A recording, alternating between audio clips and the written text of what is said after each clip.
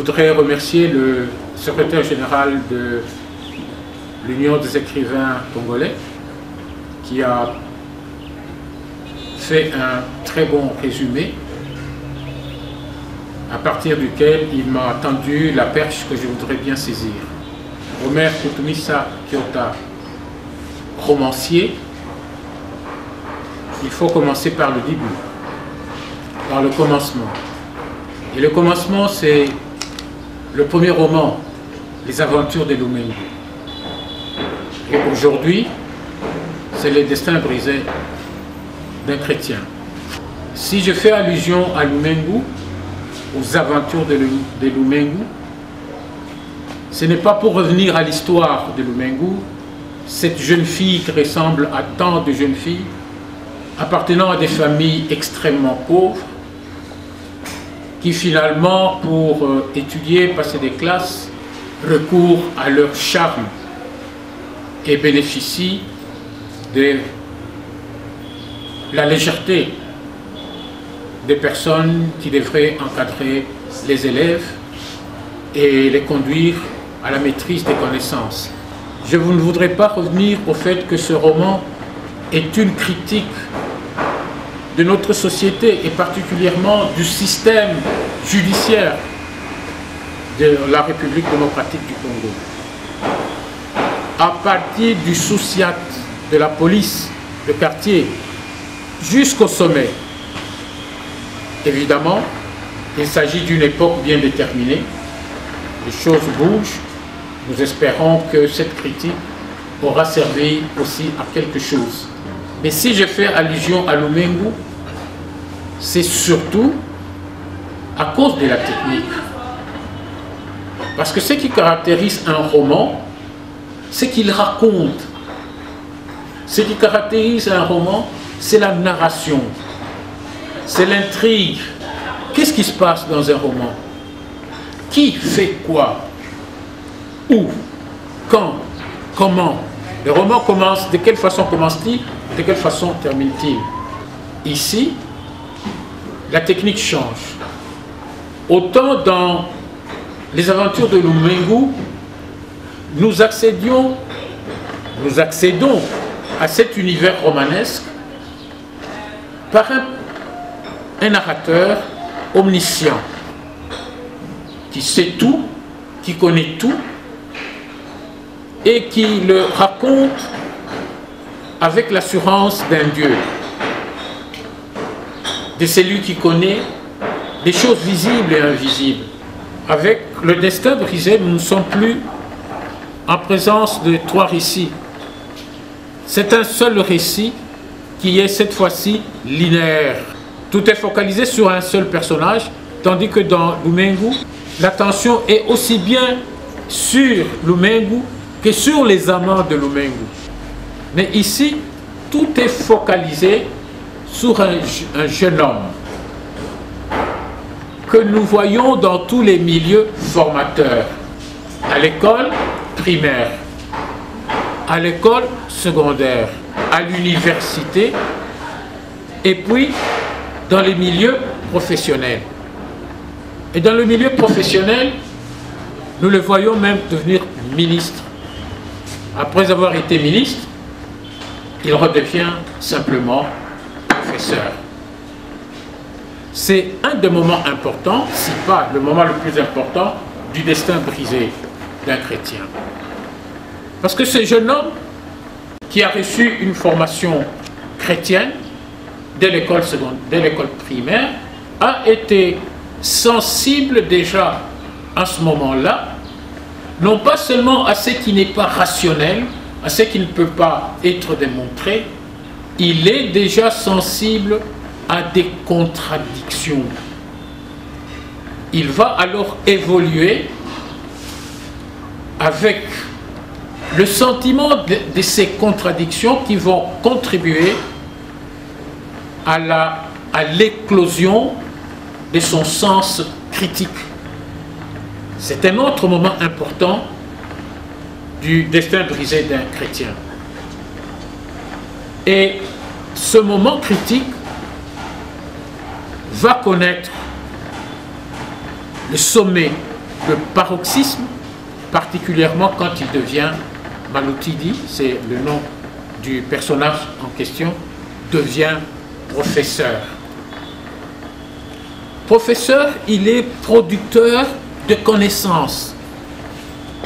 Évidemment, cette connaissance part de ses recherches, lesquelles recherches vont le conduire à une thèse de doctorat en linguistique. Mais son sens critique va continuer à s'exercer sur tout ce qui existe, sur les êtres et sur les choses. Ces enseignements seront non pas des enseignements de type classique où on répète les résultats des autres, mais ce sont ses propres résultats, fruits de cette éclosion du sens critique. Les enseignements vont porter sur les langues et il y aura quelque chose de nouveau dans chaque matière abordée. Les enseignements vont porter sur les races. Les enseignements vont porter sur l'évolution et le développement. Les enseignements vont porter sur la religion. C'est un des moments importants parce qu'ici nous retrouvons le titre du roman « Destin brisé d'un chrétien ». Il est brisé pourquoi? Non pas parce qu'il rêvait de devenir évêque, mais simplement parce que il va se trouver devant des contradictions, des choses qui sont difficiles à démontrer, qu'un homme raisonnable ne peut pas accepter. Il y aura comme un renoncement par rapport à ce qu'il avait reçu comme bagage religieux et à ce qu'il devient lui-même en tant qu'homme scientifique. Voyons, ceux qui prétendent, ceux qui sont pris en modèle d'être pieux, mais sont justement ces personnes qui sont les plus corrompues du monde. Un exemple est donné. Un exemple d'autant plus incontestable que celui qui le donne, c'est Maloutidi, ministre de l'Éducation nationale. J'ai entendu le mot rigueur tout à l'heure. Ce qui me fait revenir au roman, parce que vous m'avez vu sourire, c'est écrit roman. Mais en réalité, c'est une biographie. Une autobiographie. Que dis-je? L'expression qui convient le mieux, c'est celle qu'a proposée tout récemment un critique littéraire juif, français d'origine juive, qui évolue depuis plusieurs années aujourd'hui aux États-Unis. Ce roman est une autofiction. Maloutidi, en réalité, on peut établir une équation d'égalité entre Maloutidi et Omer Koutoumissa. Parce qu'il s'agit de la vie en réalité de Omer Koutoumissa, l'enfant des Pelende, qui va évoluer, qui va faire des études chez les Jésuites, qui sera à Lovanium, qui sera affecté à Kabinda, qui fera son expérience à l'ISP-Kanam, et dont les recherches vont le conduire en Europe en passant par l'université de Lubumbashi.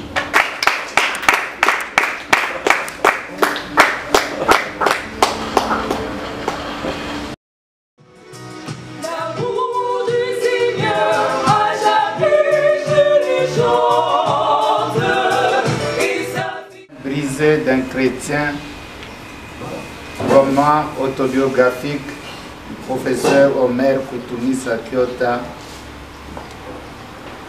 Je profite de l'occasion qui m'est accordée pour baptiser. Parce que tu es un roman qui apporte le changement dans notre pays. Parce que tu es une nouvelle lecture de notre histoire, qui doit être une histoire transformation, de changement. Je voudrais te baptiser et te souhaiter longue vie. Je souhaiterais que tu puisses pénétrer dans tous les ménages des Congolais. Que tu sois, comme Lumumba le disait, la nouvelle histoire écrite par les Congolais. Que tu sois connu de tous les Congolais. Que tu puisses aller même au-delà des frontières du Congo pour apporter le message d'un Congo nouveau.